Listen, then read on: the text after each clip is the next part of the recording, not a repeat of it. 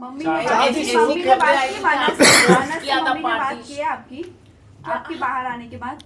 बाहर आने के बाद का पता नहीं। हाँ, मैंने उसको ऑब्वियसली थैंक यू बोला कि थैंक यू सो मच यार, तुमने मेरा इतना सपोर्ट किया।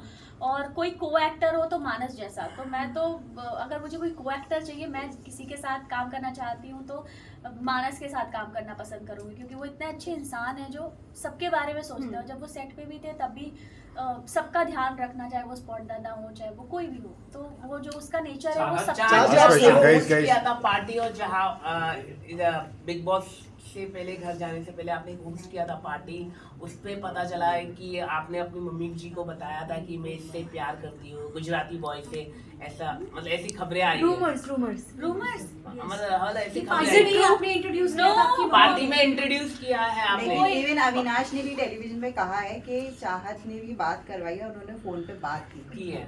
ऐसा कुछ नहीं है अविनाश। मैंने कहा कि ये सब अविनाश ने जो बातें बोली है ये उसने अपनी फुटेज, अपने लाइमलाइट के लिए, गेम पॉइंट ऑफ व्यू से कि उस सबका ध्यान उसके ऊपर आ जाए तो एक नई कंट्रोवर्सी कैसे क्रिएट। तो आप अपनी फुटेज और लाइमलाइट के लिए अविनाश ने मुझ पे ऐसे बेबुनियाद झूठे इल्जाम लगाए।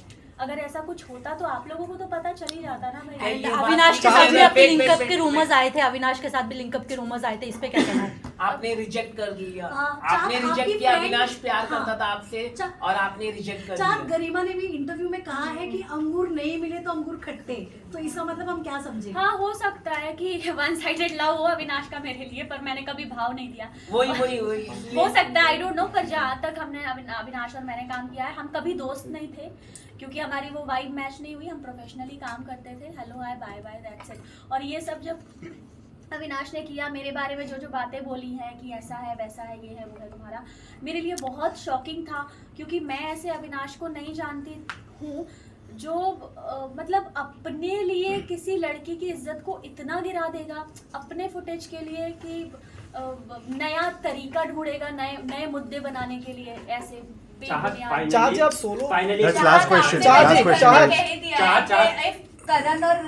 करण और विवेन टॉप 2 में होते हैं तो रियल विवेन है, मैं उसे विनर देखती हूँ। But what you want to tell, कौन विनर लगता है? इसके अलावा चाहत जो जब आपकी मॉम आई थी घर में, उसके बाद कहीं ना कहीं आपका गेम जो है डाउन हुआ, तो फिर क्या आप मानते हैं कि मॉम के आने का, क्योंकि अविनाश को जो उन्होंने डांटा कहीं ना कहीं वो टेलीविजन पे खराब दिखा बाहर ऑडियंस को, क्योंकि आपकी और अविनाश की दोनों की नोक झोंक पसंद आ रही थी लोगों को, तो इस पे क्या टेक आपका? उसके बाद सलमान सर ने भी आपको डाटा कहीं ना कहीं उस मुद्दे को लेकर के, मतलब 21 लाख का मुद्दा है, उसका ना कहीं ना कहीं पूरी डाउन हो गई।